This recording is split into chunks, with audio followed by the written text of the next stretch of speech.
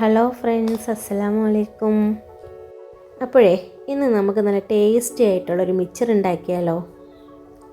അപ്പോൾ അതിനായിട്ട് നമുക്ക് വേണ്ട സാധനങ്ങൾ എന്തൊക്കെയാണെന്ന് നോക്കാം. ഇത് നമ്മുടെ മസൂർ ദാലാണേ, അത് പിന്നെ കടലമാവ്, കപ്പലണ്ടി, നമ്മുടെ അരിപ്പൊടി, കായം, ഇത്രയാണ് നമുക്ക് വേണ്ടത്. അപ്പോൾ നമുക്കൊരു പാത്രം വെച്ചിട്ട് അതിലൊരു 2 കപ്പ് കടലമാവും 1 കപ്പ് അരിപ്പൊടി, അതാണ് നമ്മുടെ മാവിൻ്റെ കണക്ക്. പക്ഷെ ഞാൻ അങ്ങനെയല്ല എടുക്കുന്നത്, എനിക്ക് കൈയളവാണ്, അതനുസരിച്ചിട്ടാണ് ഞാൻ ചെയ്യുന്നത്. നിങ്ങൾ എടുക്കുകയാണെങ്കിൽ 2 കപ്പ് കടലമാവിന് 1 കപ്പ് അരിപ്പൊടി എന്നങ്ങനെയൊക്കെ എടുക്കണം.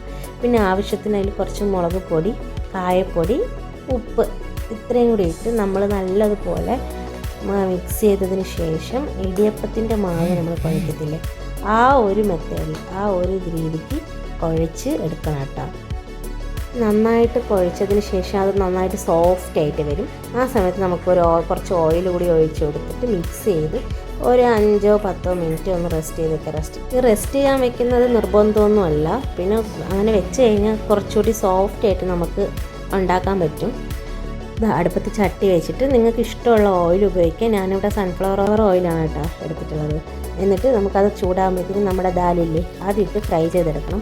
ഓവറായിട്ട് ഫ്രൈ ആയി പോകരുത്. എനിക്ക് ഒരു അബദ്ധം പറ്റി, നന്നായിട്ട് ഓവറായിട്ട് ഫ്രൈ ആയിപ്പോയി. അപ്പോൾ ഇത്രയും ഓവറാവുന്നത് വരെ ഇരിക്കേണ്ട, കുറച്ച് നേരത്തെ എടുക്കാൻ ശ്രമിക്കണം കേട്ടോ. അത് കഴിഞ്ഞിട്ട് കുറച്ച് കറിവേപ്പിലയിട്ട് മുട്ടിച്ചെടുക്കുക. നമ്മുടെ എരിവ് വേണമെന്നുണ്ടെങ്കിൽ മാത്രം കുറച്ച് വറ്റൽമുളക് കൂടി ഇട്ട് അത് നന്നായിട്ട് മൂപ്പിച്ചെടുത്തതിന് ശേഷം നമ്മളെ കടലയില്ലേ, കപ്പലണ്ടി, അതിട്ട് ജസ്റ്റ് ഒന്ന് കളർ മാറുമ്പോഴത്തേക്ക് കോരി എടുക്കണം കേട്ടോ, ഫ്രൈ ചെയ്തെടുക്കാം. അത് കഴിഞ്ഞിട്ട് നമ്മുടെ സേവനാഴിയിൽ ആ മാവ് ഫില്ല് ചെയ്ത് ഇതുപോലെ മുറുക്ക് പോലെ ചുറ്റിച്ച് നമുക്ക് ഫ്രൈ ആകുമ്പോഴത്തേക്ക് കോരിയെടുക്കാം. ഇനി കുറച്ച് മാവ് നമുക്ക് ഒന്ന് ലൂസാക്കി കലക്കിയെടുത്തതിന് ശേഷം നമ്മുടെ കണ്ണാപ്പയുടെ ഹോളിലൂടെ ഇതുപോലെ ആക്കി കൊടുത്തു കഴിഞ്ഞാൽ നമ്മുടെ പൂന്തി മിഠായില്ലേ അതിൻ്റെ ഒരു ഷേപ്പിൽ കിട്ടും. അതിനെയും കൂടി എടുത്ത് ഇതുപോലെ നമുക്ക് എല്ലാം കൂടി ഒരു പാത്രത്തിലാക്കി മിക്സ് ചെയ്ത് കുറച്ച് ഉപ്പും കായപ്പൊടിയും കൂടി ഇട്ട് നന്നായിട്ട് മിക്സ് ചെയ്തെടുക്കണം കേട്ടോ.